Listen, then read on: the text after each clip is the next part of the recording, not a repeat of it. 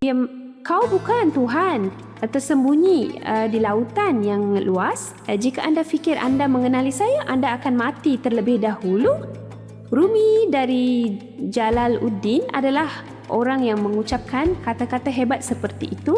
Maulana Jalaluddin Rumi juga dikenali sebagai Rumi. Ramai daripada kita tahu bahawa Rumi adalah salah seorang tokoh kerohanian terhebat abad ke-13, terutamanya dalam Islam.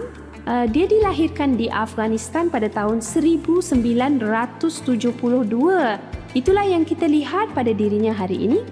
Halo kawan-kawan, mari kita lihat dengan lebih terperinci. Mari kita mula bercakap tentang bilik, bercakap tentang kesusasteraan. Apabila kita bercakap tentang puisi, kita bercakap tentang puisi. Jika anda ingin bercakap tentang cinta, bercakaplah tentang romantik. Rumi adalah nama lain untuk cinta. Kita perlu bercakap tentang cinta yang hebat. Cinta ini melampaui sempadan. Ia adalah perasaan yang melampaui tubuh. Dia bercakap tentang hubungan yang hebat. 800 tahun kemudian, sastrawan, ahli falsafah dan ahli spiritual masih merayakannya kerana dia telah menguburkan keajaiban cinta dalam setiap baris dan setiap perkataan. Dia tidak menetapkan sempadan. Walaupun dia dikenali sebagai seorang Muslim dan dikagumi sebagai seorang mistik Sufi, seperti yang kita baca, dia melampaui sempadan, ya. Kesunyian adalah bahasa Tuhan. Dia banyak bercakap tentang mengenali Tuhan. Semasa kita membaca petikan mistik Sufi ini, semua orang telah datang dengan satu hela. Mereka telah diutamakan. Dia nampaknya telah memilih puisi sebagai bahasa Tuhan. Walaupun dia menyatakan bahawa kesunyian adalah bahasa Tuhan, nampaknya Rumi menganggap puisi sebagai bahasa Tuhan. Bapa Rumi, Bahudin, juga seorang Sufi. Dia melanggar semua undang-undang Islam dan diluluskan oleh kerajaan. Dia kata dia akan bagi kamu 10. Dia mampu memberikan keputusan undang-undang dan keputusan undang-undang Islam. Pada satu ketika, ayah Rumi meninggalkan bandar bersama keluarganya dengan naluri mengetahui bahawa mungkin ada masalah di bandar tersebut. Tetapi apa yang saya maksudkan dalam petikan ini ialah pada masa itu serangan Mongol sedang berlaku di kawasan itu. Mereka akan mengambil alih semua negara Islam tersebut. Ia adalah sebuah kampung kecil pada masa itu, ingin, dan mereka akan memahaminya kemudian. Dia berkata bahawa dia meninggalkan bandar itu kerana dia tahu secara intuitif bahawa bencana akan berlaku. Dia pergi ke beberapa bandar. Sedikit masa berlalu. Selepas tinggal di beberapa bandar, semasa melalui bandar tersebut, mereka pergi ke sebuah bandar bernama Konya yang terletak di Turki dan menetap di Benalla. Di sini Jalaluddin Rumiji datang dan dia juga datang dan dilatih dalam undang-undang Islam seperti ayahnya. Dia telah mempelajari semua kitab Islam. Dia juga mampu memberikan 10, iaitu seorang hakim dihormati. Buat perniagaan, dia sudah berkahwin, anak-anak dilahirkan. Dia berkata dia mempunyai 4 orang anak.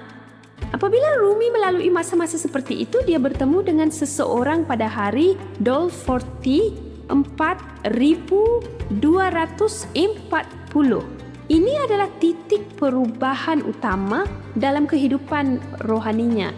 Dia seorang yang baik, dia adalah seorang magistrat. Itulah masa ketika kerajaan datang dan memberikan penghormatan yang baik kepada banyak guru. Seperti itu, ia adalah negara Islam. Di sana dia bertemu dengan seorang fakir yang memanggilnya Syams Tabriz. Syams Tabriz adalah Syams yang datang kepadanya dan berkata bahawa dia adalah guru yang membawa perubahan rohani yang besar. Tetapi kemudian dikatakan bahawa dia menjadi seorang murid yang melebihi gurunya. Ya, jika ini adalah guru, maka ia bukan guru hierarki atas bawah yang biasa. Dia adalah seorang kawan yang sangat rapat. Rumi menyerahkan dirinya kepada mereka. Rumi datang dan memanggil nama Rum. Seseorang berkata, Rumi dikatakan sebagai kekasih Tuhan. Pelbagai nama akan diumumkan. Kemudian Jalaluddin adalah yang pertama menamakan dia di dalam bilik dan kemudian dia dipanggil Rumi. Dia menjadi berminat dan mula mencari Tuhan. Sebelum ini, jika anda bertanya tentang salah seorang guru natar kami, seorang Syams Tabrizia. Dia datang dan dia adalah seorang Sami. Dia terkenal di banyak bandar. Ada seorang wali sufi. Dia telah mencapai keadaan Tuhan dan dia menyanyi seperti Tuhan. Dia bercakap tidak banyak. Dia berkata, saya adalah Tuhan. Dia bertanya soalan, adakah Nabi Muhammad yang terbaik atau adakah dia yang terbaik? Dia bertanya soalan siapa yang lebih bijak. Dia memberikan jawapan dan cuba mengenal pasti sama ada murid itu berkualiti baik. Ini adalah isu rohani yang sangat penting. Apa yang anda katakan sebagai balasan kepada itu? Rumi Naqa Bayawat mungkin datang dan mengalami pengalaman ilahi itu hanya sekali atau beberapa kali, berfikir bahawa itu adalah perkara utama. Dia datang dan meletakkan dirinya dalam kedudukan tinggi dan dia datang dan mengisytiharkan. Tetapi Muhammad tidak seperti itu. Dia meneruskan perjalanannya sehingga ke akhir hayatnya. Dia sedang mencipta semula dirinya setiap hari. Perlu lihat lebih banyak, perlu tahu lebih banyak. Kita perlu tahu lebih banyak tentang Tuhan. Dia tidak menganggap saya adalah Tuhan. Apabila dia mengalami pengalaman seperti itu, dia merasakan bahawa masih banyak yang perlu dipelajari dan dia menjalani perjalanan rohani itu dengan sepenuh hati. Jadi dia berkata bahawa Nabi Muhammad adalah utusan yang terbaik. Jawapan kepada soalan ini sangat menarik bagi guru. Dia segera memeluknya dan menangis. Selepas mesyuaratnya, Rumi datang dan menyertahinya dengan rapat kerana terdapat banyak interaksi antara mereka berdua. Seseorang mula melihat sisi lain kehidupan. Apakah makna kehidupan ini selepas kedatangan Rumi yang sedang memikirkan bagaimana semua keperluan kehidupan duniawi ini dapat dipenuhi? Kita mula mencari siapa kita. Hasil pencarian itu adalah puisi dan karya-karya Rumi. Kediaman guru bersamanya hanya untuk seketika. Saya rasa mereka berdua baru berumur 2,5 tahun. Bahkan rakan-rakan yang mungkin hadir tidak suka semua sanyasi ini datang dan melekat padanya seperti ini. Itulah sebabnya mereka datang kepadanya dan menyebabkan pelbagai masalah kepadanya secara tidak langsung, mengganggu. Dia tidak memberitahu saya apa yang perlu dilakukan. Syams telah pergi. Rumi sangat mencintai Syams. Dia tidak dapat memikirkan apa-apa tanpa itu. Tak boleh menulis, tak boleh bercakap. Ia seperti reinkarnasi seorang dewa yang dimula melihat Syam. Itulah sebabnya dia datang ke Totala dan mengamuk. Rumi tidak dapat melakukan apa-apa. Kemudian kawan-kawannya datang mencarinya. Aduh, ini yang terburuk. Dan kemudian anda menjumpainya di tempat lain. Dia enggan datang. Dan tidak, tiada apa yang akan berlaku kepada kamu. Datang dan beli. Dia telah datang sejauh ini dan telah diganggu. Dia seorang sufi tetapi dia tidak berada di sini. Jangan hidup di kalangan orang yang penuh dengan kebencian. Kembali. Dia sangat gembira apabila dia tiba. Dia kembali untuk menyertainya dan membawa fikirannya dalam perjalanan rohani. Kemudian suatu hari mereka kembali dan membawanya pergi. Mereka kata dia dibunuh. Guru telah meninggalkan kampung. Saya tidak tahu ke mana hendak pergi. Dia bahkan mempunyai kenangan tentang masa dia di sini. Mereka kata, saya tidak tahu ke mana dia pergi atau bagaimana dia menghilang. Dia sudah berkata, dia telah berkata sebelum ini, saya sudah beritahu kamu bahawa suatu hari nanti saya akan hilang dari pandanganmu. Mengenai cara dia menghilang, Rumi sangat terkesan. Dia sedang terluka, dia sedang menderita, kesakitan datang dan memberinya keberanian untuk bercakap. Datang sini dan mencari orang di banyak tempat, tak jumpa. Kemudian suatu hari Rumi tiba-tiba menjumpainya. Bagaimana dia mendapati bahawa terdapat cahaya dalam dirinya? Dia mendapati bahawa dia adalah mayat. Guru saya berada dalam diri saya. Dia tahu saya gurunya. Adalah mustahil bagi seseorang seperti kami untuk datang dan mentafsirkan pengalaman spiritual itu. Dia berasa gembira apabila dia tahu bahawa Syams ada di dalam diri saya. Itulah ketika gabungan mistik ini datang dan membuat kita memahami apa yang akan datang. Ada golongan tradisionalis yang berpendapat bahawa memeluk Islam dan bermain dengan sufi ini adalah sesuatu yang tidak masuk akal Kerana apa yang dia katakan, sekali-sekala saya benar-benar wujud. Saya adalah Hartesh. Dia berkata bahawa semua kredit pergi kepada saya. Dia datang dan dihukum. Kerana tiada apa-apa lagi selain mengatakan bahawa saya adalah Tuhan, melanggar undang-undang Islam, melanggar undang-undang bahawa Tuhan tidak boleh disamakan. Aham Brahmasmi. Dia datang dan dihukum. Tetapi semua yang datang kemudian, mereka datang dengan sedikit berhati-hati dan membincangkannya secara intelektual. Walaupun mereka telah mengalami pengalaman seperti itu, ia adalah pendedahan yang sangat puitis. Rumi berkata bahawa dia berada dalam diriku dan aku berada dalam dirinya. Apa maksudnya? Maksud saya, dia adalah saya. Nampaknya kepada kami bahawa apabila ia dinyatakan dalam puisi, ia datang dengan beberapa nada lembut yang membuat kami mengelakkan penindasan dan penindasan orang lain. Sebagai saya melihatnya, saya menyedari satu perkara. Saya telah memikirkannya setakat ini. Phillips akan menjadi sangat sistematik. Saya sangat pesimis bahawa pencarian falsafah harus berdasarkan pengetahuan. Ia hanya satu perbijat. Tetapi bahasa falsafah itu tidak membantu apabila berkaitan dengan falsafah dan idea-idea kerohanian seperti itu. Ia adalah puisi untuk melihat apa yang memberikannya yang paling. Apabila sebuah puisi datang, ia seperti satu detik dalam masa. Bila Sabi datang dan pergi dengan sangat sistematik untuk memegang tangan anda. Apabila kita datang dan membaca, kita dapat merasakan kuasa yang tiba-tiba datang kepada anda dan menarik anda ke dalam keadaan trans.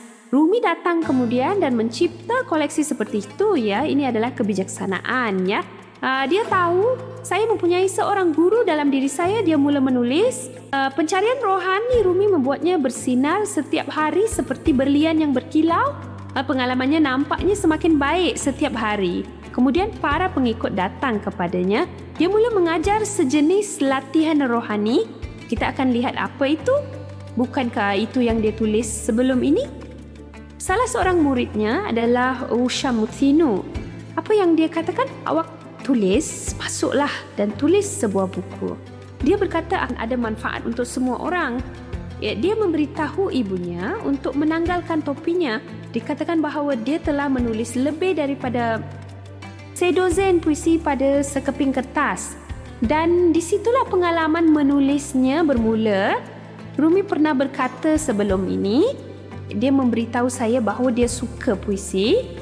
Terdapat beberapa rujukan kepada dia yang mengatakan bahawa pada masa mudanya, dia tidak suka puisi dan bahawa dia tidak pernah terfikir untuk menulis puisi sendiri.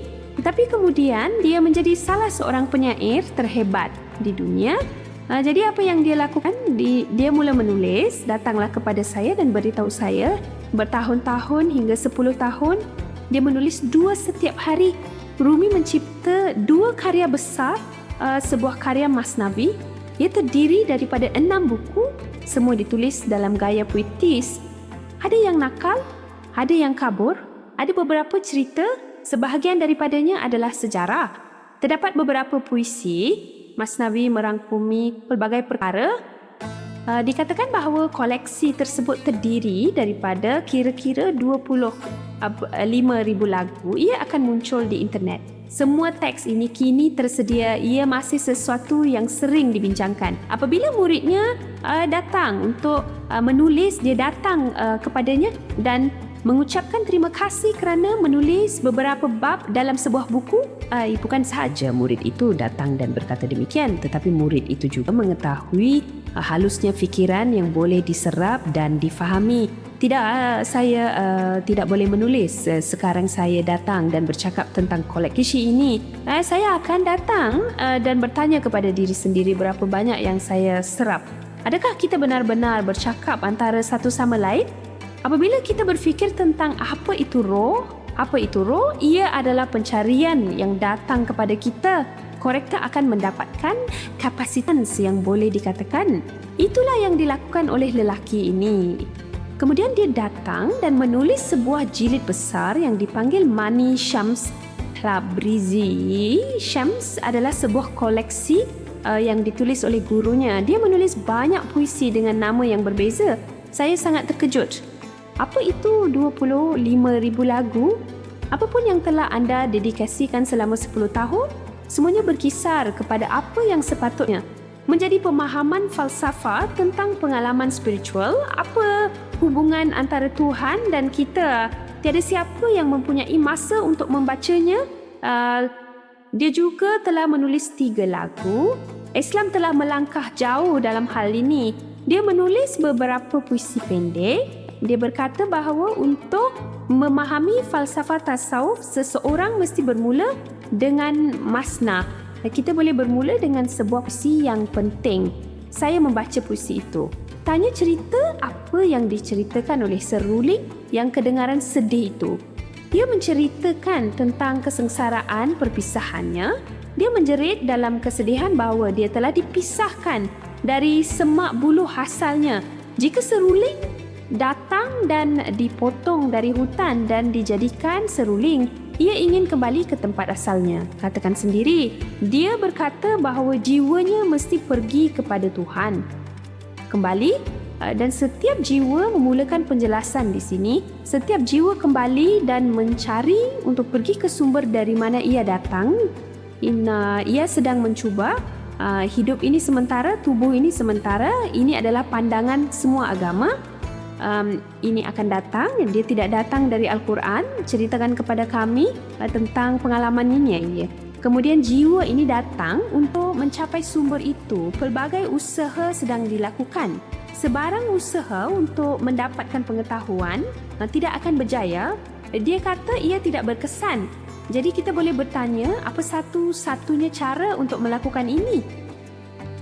Tetapi satu cara untuk menyatakannya adalah cinta. Nah, satu-satunya cara untuk melakukannya adalah pula jika anda mengambil cinta sebagai cara untuk datang, sebagai jalan melalui kehidupan, anda boleh pergi dan mencapai sumber itu. Ini adalah untuk sampai ke sumber. Dia juga berkata sesuatu yang lain. Apa maksudnya untuk mencapai sumber ini? Anda pergi ke sana dan anda menjadi dewa. Di situlah saya melihat perbezaan yang sangat halus. Apabila anda menyedari sifat Tuhan, anda mengisytiharkan diri anda sebagai Tuhan. Saya adalah Tuhan. Kamu fikir saya Tuhan. Tetapi itu adalah salah faham. Itu adalah sifat Tuhan. Anda mungkin telah diberikan, tetapi anda tidak boleh menjadi Tuhan. Bintang-bintang mempunyai luminosity. Bintang terbesar di hadapan matahari tidak tahu mengapa kamu tidak mengenali bintang itu. Cahaya bintang pudar dalam cahaya matahari. Dia berkata bahawa kita semua boleh menjadi bintang, tetapi kita tidak boleh menjadi matahari. Bagi pihak sufi, mereka datang dalam pelbagai gaya dan mempunyai cara ibadat mereka sendiri. Walaupun anda tidak melakukan solat, tetapi dia memikirkan tentang Tuhan sepanjang hari. Tasawuf adalah serupa dengan Siddha Tamil, tetapi mereka tidak datang dan menolak Al-Quran. Saya tidak menolak Allah ya. Dengan cara ini, Rumi datang ke satu sisi dan datang ke Totala serta memperkenalkan dirinya sebagai seorang Muslim. Dia telah dikenali. Dia tidak berhenti di situ. Dia akan terus berdoa. Ia datang dengan cara yang sama dan melaksanakan semua perayaan, melaksanakan semua ritual yang ditetapkan untuknya. Tiada yang tertinggal, tetapi dia tahu ada hadnya. Di luar itu apa maksudnya jika kita ingin pergi kepada Tuhan? Ia hanya boleh dilakukan melalui cinta. Inilah tempat di mana seseorang datang dan ia datang dan seseorang datang kepada politik alam semesta dan mendapatkan falsafahnya. Saya tidak dapat menjelaskan apa itu cinta. Ia tidak boleh dijelaskan dengan kata-kata. Ia adalah satu pengalaman. Ini adalah milik kita. Di situlah puisi masuk. Makna-makna ini dinyatakan melalui puisi. Jadi untuk membacanya, dia menghasilkan kehalusan itu dalam setiap baris. Ada satu lagi perkara penting yang perlu diperhatikan di sini. Rumi datang dengan teori evolusi. Teori evolusi ini bukanlah teori saintifik. Ia sedikit seperti Henry Perks berkata, kita adalah manusia hari ini. Kita tidak seharusnya merosakkan apa-apa. Dengan cara itu dia datang dan berkata bahawa dia telah menjaga dirinya sepenuhnya sebagai vegetarian culen. Dia tidak makan daging. Dia hanya tidak mahu membunuhnya. Dia seorang vegetarian. Bukan itu sahaja. Saya buat satu lagi hujah. Dia bahkan tidak minum susu. Adalah pengetahuan umum bahawa semua yogi datang dan mempunyai tabiat seperti itu. Dia bahkan menyebut bahawa makanan pasti akan datang dan mengganggu jalan spiritual kita, dek. Nah, kemudian sifat makanan dianggap oleh beliau sebagai aspek penting apabila menjelaskan kerohanian ini. Tiada ruang untuk separuh hati. Kami bercakap tentang perkataan di ruang terbuka di sini kerana orang yang setengah hati tidak mendapat ruang yang luas. Bersantailah tentang apa yang perlu anda lakukan untuk sampai ke titik itu. Bersabarlah, jangan bercakap terlalu banyak, tetapi fikiran adalah seorang yang suka bercakap. Hutang akan dibicarakan, sangat pasti berhenti minda, tetapi apa yang dia katakan? Bersabarlah, diamlah. Diam adalah cinta. Cinta menjadi satu perasaan dan itulah falsafahnya. Kesunyian adalah bahasa Tuhan. Ia adalah kesunyian. Kongsi pengalaman, dengar hanya apabila anda diam. Jack Anicut, listen, perhatian akan datang. Anda sudah biasa dengan kesunyian. Rumi berkata bahawa jika anda berdiam diri, alam akan mendengar anda. Sementara itu, katakan satu lagi perkataan, jika kamu lelaki sejati, pertaruhkan segalanya. Jika anda tidak dapat menemukan cinta keluar dari sini, jika anda bersedia untuk mencintai, anda sudah bersedia untuk dicintai. Kami memahami cinta sebagai hubungan dengan Tuhan. Baris puisi beliau boleh digunakan bahkan untuk cinta antara lelaki dan wanita biasa, seperti yang sering berlaku dengan seorang anak yang baik. Walaupun ada perkara seperti itu, dia telah datang dan melihat dirinya sebagai kekasih atau kekasih Tuhan, dan dia telah datang dan menulis puisi. Begitulah Dipa muncul. Dia ada dalam dia dan dia ada dalam dia. Ia puitis untuk mengatakan itu. Saya baru sahaja memberitahunya. Berikan jempol.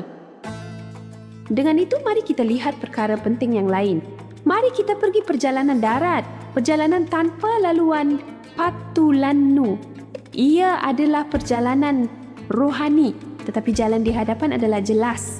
Anda akan menemui jalannya. Tidak mungkin untuk mengembara di laluan ini sendirian dan kemudian buat perjalanan itu. Kita tahu satu perkara lagi. Dia mendakwa telah mengalami epifani, ada cahaya. Ia adalah satu pengalaman. Jangan fikir saya tahu segalanya. Ia adalah perjalanan yang tidak pernah berakhir. Ia adalah satu pengalaman. Tidak mungkin bagi kita untuk menjadi Tuhan jika kita tidak pergi kepada Tuhan. Ini sama seperti Visishtad Beta Pilasafi itu. Minda ini perlu disucikan, tapi ia menyakitkan minda. Kesakitan ini terlalu banyak. Terdapat begitu banyak kesakitan dan penderitaan dalam hidup. Dan apa jawapannya? Dia berkata bahawa kebahagiaan hanya dapat dialami apabila terdapat penderitaan, ia gelap. Itulah sebabnya anda melihat cahaya, hidup tanpa penderitaan. Itu sahaja. Kemudian kamu tidak akan memahami makna di sebaliknya. Kita perlu menerima semua masalah ini. Ia adalah puisi yang indah. Sebuah quote yang sangat cantik. Kehadiran manusia ini adalah sebuah rumah tamu. Satu yang baru setiap pagi. Satu kegembiraan. Sedikit kesedihan, sedikit kesedaran. Tiada sesiapa di sini yang datang dari semasa ke semasa sebagai tetamu yang tidak dijangka atau yang datang dan tinggal secara tetap. Semua dialu-alukan. Layan setiap tetamu dengan penuh maruah walaupun mereka membersihkan rumah anda daripada pelbagai kesedihan. Mereka akan membersihkan kamu dan mempersiapkan kamu untuk jenis yang baru. Mereka boleh mempersiapkan anda untuk pengembaraan baru. Selamat datang ke pintu aib, kehinaan dan penipuan. Terima kasih kepada semua yang datang kerana semua orang dihantar sebagai panduan. Semua kesengsaraan, kesedihan dan duka ini dihantar dari jauh untuk memberikan anda pengalaman dan kejelasan dalam hidup. Semua ini adalah berkat anda. Katakanlah graviti adalah asasnya. Dan terima kasih atas semua pengalaman tersebut. Mereka mempersiapkan anda untuk kebenaran besar dalam hidup. Dengan cara ini dia boleh mengambil dasar yang dipanggil seorang juru teknik. Sungguh menakjubkan bahawa Dia mempunyai begitu banyak dimensi puisi moden melalui puisi yang begitu indah ini ya. Apabila Rumi dan Jalaluddin Rumi datang ke sini dalam bahasa Tamil, mereka menghasilkan sebuah buku yang sangat hebat yang dipanggil Ikan Haus dan puisi terpilih. Ini telah diterjemahkan ke dalam bahasa Tamil. Ini adalah edisi ketiga. Ini telah diterbitkan oleh Kalacakrupada. Sangat cantik. Semua dokumen adalah hebat. Sangat suka buku ini. Ini adalah puisi yang ditulis dalam bahasa Tamil. Ia bukan dalam bahasa Parsi. Saya rasa ia dibuat dalam bahasa Inggeris. Setiap kali saya membaca puisi baru, saya menemui sesuatu yang baru. Angin sedang menunggu untuk bertiup. Sebuah rahsia untuk anda pelajari. Anda kini adalah campuran pasir dan air. Abraham tahu mengenainya. Dia memberitahu komposisi matahari, bulan dan bintang. Saya tidak akan bersama Tuhan lagi ya. Musnahkan diri lama dan kemudian ucapkan bismillah untuk menemukan nama yang sebenar. Katakan bismillah untuk mengenali diri yang sebenar. Puisi-puisi ini didedikasikan kepada Tuhan. Saya kagum bahawa puisi-puisi Rumi sampai ke tahap membuatkan saya merasakan bahawa saya membacanya dalam nada tertentu 800 tahun penuh. Apakah tema puisi moden kita? Apa yang kita tahu? Sekarang jika anda lihat setiap baris, ia adalah seperti itu. Anda boleh membacanya jika anda berpeluang. Jiwa hidup dalam kesunyian nafas. Jiwaku hidup dalam kesunyian, jiwa hidup dalam nafas. Itulah yang dikatakan oleh doa kami. Betapa banyak perkara halus datang dan pergi. Saya sangat terkejut. Ular tidaklah teruk apabila ia meluncur ke dalam air. Kata itu kemudian akan melompat. Kemudian ular itu menggigitnya ya. Anda berada di ambang kehancuran. Dia datang dan menerangkan bahawa jika anda datang dan berdiam diri, jalan ini akan kelihatan kepada anda. Satu lagi perkara penting untuk difahami adalah ini. Mereka berkata bahawa kesunyian adalah hadiah yang diberikan kepada kita untuk bersama Tuhan, bersendirian, berlapar, berjaga. Dia mendalami perkara ini dengan sangat mendalam. Apabila saya berkata terjaga, saya bercakap tentang terjaga. Ini bermakna mereka tidak tidur pada waktu malam. Saya tidak akan tidur malam ini. Jangan pergi. Dia menulis puisi tentang subjek itu. Jangan pergi. Jangan tidur lagi. Dalam tidur ini banyak rahsia telah disembunyikan daripadamu. Ada banyak rahsia di dunia ini. Hari ini terdapat banyak rahsia. Itu memberitahu angin pagi menyimpan rahsia untukmu. Jangan pergi. Tanya apa yang benar-benar anda inginkan. Jangan pergi entah ke mana. Sekali lagi, seolah-olah lelaki-lelaki sedang melalui pintu gerbang perhubungan antara dunia dan dunia. Ia terbuka dalam bentuk bulatan. Jangan pergi sekarang ya. Sekali lagi, puisi ini tentang malam. Jangan tidur lagi. Apabila mereka bercakap tentang tidur ini, mereka merujuk kepada malam-malam ketika Nabi Muhammad turun kepada mereka dan Al-Quran ini diciptakan. Satu malam yang khusus, Lailatul Qadar, adalah malam yang penuh kemuliaan. Malam itu Al-Quran diturunkan. Semua orang terjaga.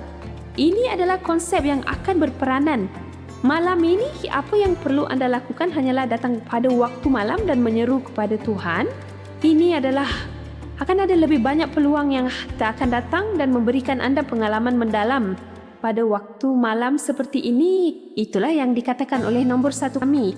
Ini adalah malam meditasi. Semua orang sedang tidur. Saya akan bersendirian. Saya mula mengambil ubat saya pada pukul 10.00. Dia akan mengambil ubat selama kira-kira 4 jam. Dan apa yang anda lakukan semasa anda tidur? Kadang-kadang saya tidur sebentar pada waktu pagi, tetapi saya sedang menjalani terapi. Saya tidak tahu pecahannya. Ia bermakna bahawa pintu ini terbuka yang memberitahu saya banyak perkara. Apa itu bentuk bulat? Jadi ini adalah sejenis corak. Ini lebih kepada mistik barat. Jika anda mempunyai pengalaman seperti ini, jangan berputus asa. Rumi mengatakannya sekali lagi. Dia menjelaskan falsafahnya dalam beberapa patah kata. Tiada tempat untuk saya atau tempat saya untuk saya. Bukan tubuh atau kehidupan. Saya melepaskan kegelapan. bukan tubuh atau nyawa. Saya meninggalkan kegelapan. Mencari dan mengetahui adalah sama seperti melihat dan memanggil. Dia adalah yang pertama dan yang terakhir. Dia adalah yang di dalam dan yang di luar. Saya tidak ada apa-apa untuk dikatakan kecuali saya mabuk. Dia menggambarkan pengalaman itu sebagai satu keracunan. Itulah apa yang dimaksudkan dengan dada itu. Dan itulah keseluruhan maksudnya. Tetapi walaupun begitu, dia datang dan menerapkan konsep Visishtad Vaita di dalamnya. Walaupun saya menyertainya, dia akan memberitahu saya bahawa saya tidak akan berada di sana. Ceritakan satu perkara lagi. Apa yang boleh dilakukan? Apa yang boleh dilakukan? Hentikan mendengar kata-kata. Sekarang buka tingkap tengah hati anda. Jiwa yang terbang, falsafah spiritual seperti yang boleh dikatakan oleh semua ahli falsafah adalah mereka yang menjalani perjalanan ke dalam dan keluar ini. Dengan cara yang sama, dia juga datang dan menekankan perkara yang sama di setiap bangsa dan berkata di banyak tempat bahawa adalah tidak bermakna untuk mencari di luar apabila Tuhan berada di dalam. Ia hanya dapat direalisasikan melalui cinta. Anda tidak dibenarkan untuk mengetahui itu. Cinta adalah kunci untuk menghapuskan stigma ini. Dan apa maksud mencintai? Semua itu ciptaan Tuhan. Semua ciptaan Tuhan adalah cinta. Itu adalah hadiah Tuhan untuk anda, tetapi masih ada banyak potensi untuk keganasan. Datang kepada Islam atas nama agama. Atas nama agama, jenis-jenis sufi ini mengatakan bahawa kelahiran telah datang dan kecenderungan seperti itu telah datang dengan sangat sedikit. Dikatakan bahawa falsafah sufi ini digunakan secara meluas untuk mewujudkan keamanan di bumi ini supaya dapat wujud keamanan. Begitulah kehidupan. Dia akan datang apabila dia boleh. Bumi sedang mengalami gempa bumi yang besar. Jadilah lapar untuk lebih banyak. Dia mahu mendapatkan makanan untuknya. Apa yang akan diambilnya tidak lama lagi? Saya adalah makanan. Makanlah dan diamlah sedikit. Ia bermakna kematian. Seluruh dunia juga mengetahuinya. Tetapi latihan datang pada masa yang sama. Anaknya yang datang dan mengambil alih tarika yang merupakan rakannya atau pelajarnya dan yang telah menulis lagu-lagunya sepenuhnya, datang dan mengambil alihnya dan kemudian pergi. Kami perhatikan bahawa ramai orang pelang telah belajar dan belajar seperti ini, telah mengambil tanggungjawab untuknya dan kini ia telah datang dan ia tidak menjadi sebuah sekolah besar. Apabila anda bercakap dalam cahaya anda sendiri, bercakaplah dalam cahaya Tuhan. Apabila cahaya mencapai sumbernya, ia tidak mengambil apa-apa yang telah diteranginya. Dia berkata ia adalah cahaya. Oleh itu, dia mempunyai pengetahuan yang sangat jelas tentang segala-galanya yang datang kepadanya mengenai kematian. Rumi yang secara ajaib menuangkan cinta spiritual ke dalam puisinya berkata pada yang ketujuh ketika dia bersiap untuk pergi bahawa dia telah datang, sudah tiba masanya untuk aku pergi. Tetapi dia percaya bahawa para muridnya pasti akan memberikan panduan ini kepada orang lain. Dia berasa gembira bahawa mereka telah datang bersedia untuknya. Saya fikir bahawa apabila saya membaca tulisan-tulisannya, pada 17 Disember 273 dia menghilang. Dia tidak mengatakan dia akan mati. Sebab itulah saya menggunakan perkataan hilang. Dia hilang selepas dia meninggal dunia. Dia datang ke Turki dan membina sebuah monumen sebagai kenang-kenangan. Ikatkan simpulan. Datang dalam warna hijau. Ia kelihatan seperti belati hijau. Ia dipanggil teh hijau. Mereka yang pergi ke sana sekarang menyembahnya. Selain itu, apa yang akan datang selepas datang ke Turki baru-baru ini dan menjadi negara sekular, memberikan semua jenis amalan spiritual ini kepada rakyat, mengetepikan bahawa semua ini adalah tahayul untuk datang ke sisi Tuhan dan membimbing mereka dan datang ke Turki dan meletakkan undang-undang dan menutup semuanya. Ini tidak berlaku pada masa ini.